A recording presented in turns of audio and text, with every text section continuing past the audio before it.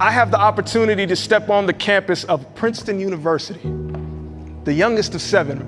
Mom went to high school. And I'm looking up and I'm in Princeton, New Jersey, and I have so much passion inside. There's so much pride in me, and the way in which I'm walking on campus is not just like everyone else, right? There's something that's pulling inside of me because I know how many people have sacrificed for me to be in that situation. And the beautiful thing about being in a situation where people have sacrificed for you is that you have the power of so many people, right? I stand here as one person, but I come as 10,000. I stand as one, but 10,000 support me. Because the way in which we operate, many of us operate in the practical, what we're doing. Every day we do what we're doing. I know that my job from 9 to 5 is to do this. Right? Then several of us maybe take that next step. How we do it. Do we do it with passion? Do we do it with conviction? But there's this next step that's amazing. Why are you doing what you're doing?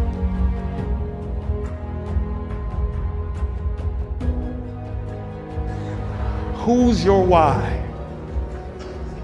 Who are the people in your life right now? Who are the people in your life who you can see their face and you say, you know what? Because of you, I will do more, be more, and become more. Because of you, I will do more, be more, and become more.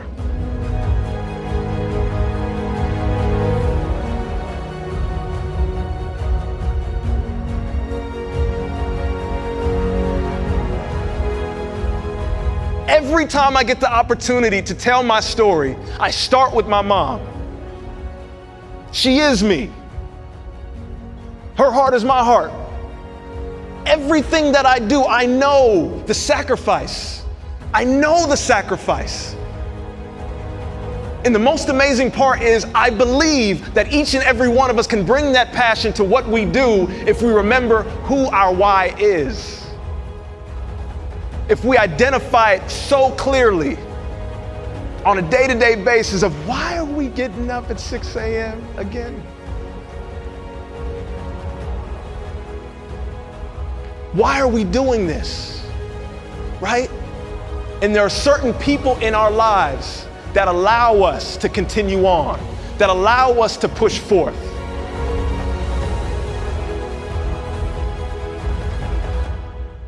There's a guy by the name of Howard Thurman, and he was the mentor to Martin Luther King and Mahatma Gandhi.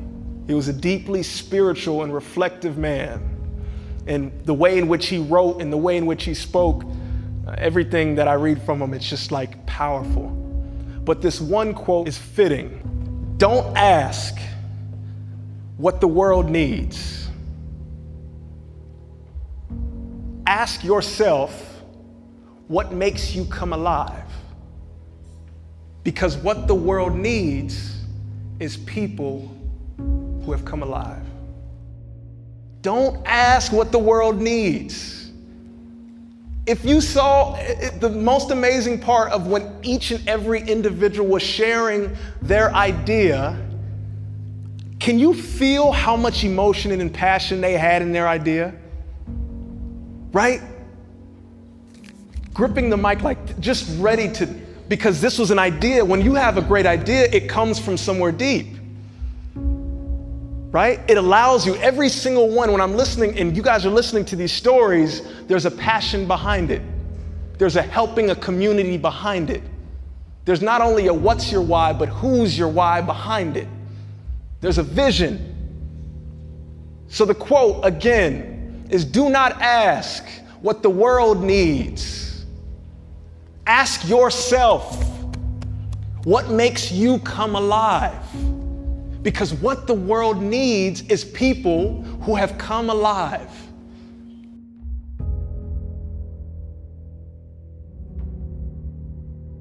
There were so many times I didn't think I was going to graduate. I'll be 100% honest with you. There were so many times where it was so difficult. And I remember in 2013, and this is kind of my story, the reason where that TED Talk came from, the reason why I wrote How to Network in College for Students. And I can remember graduating, imagine, from the #1 academic institution in the country, unemployed, and going, what? And spending the next 6 to 9 months thinking, what on earth is going on in the world?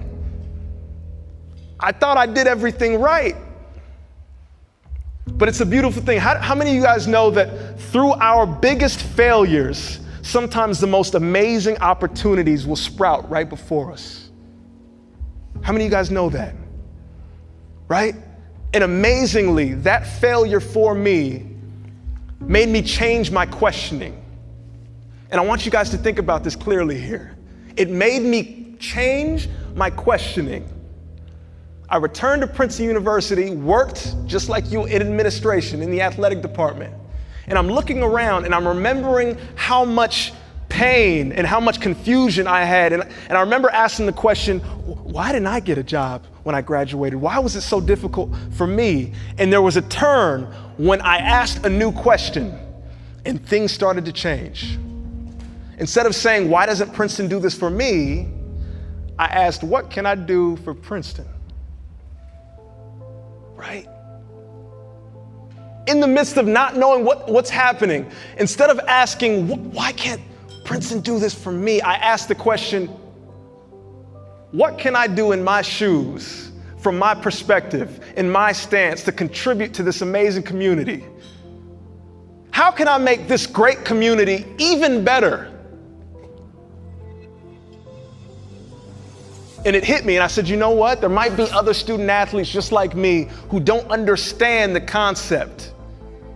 So I created a program. The program was called Profound Ivy. It was a mentoring program.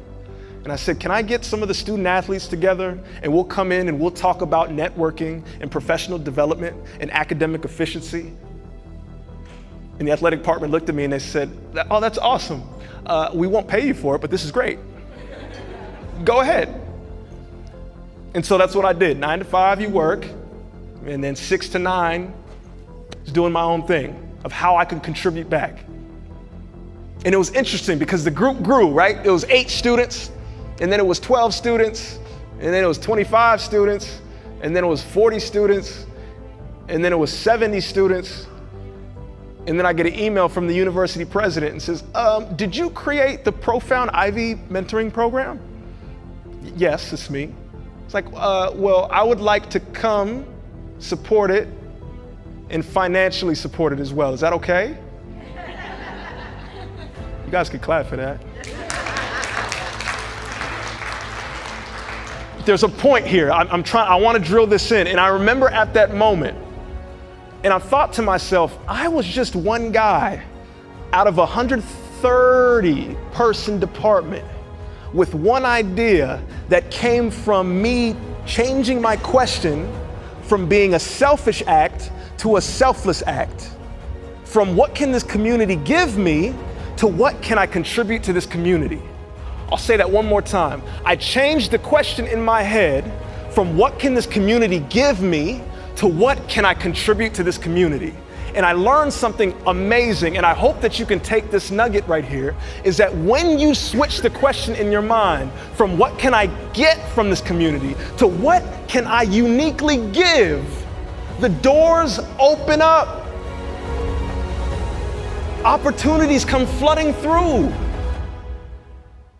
It's an amazing mindset perspective. It's amazing change. Something that I learned at the age of 24, and I will never forget to this day.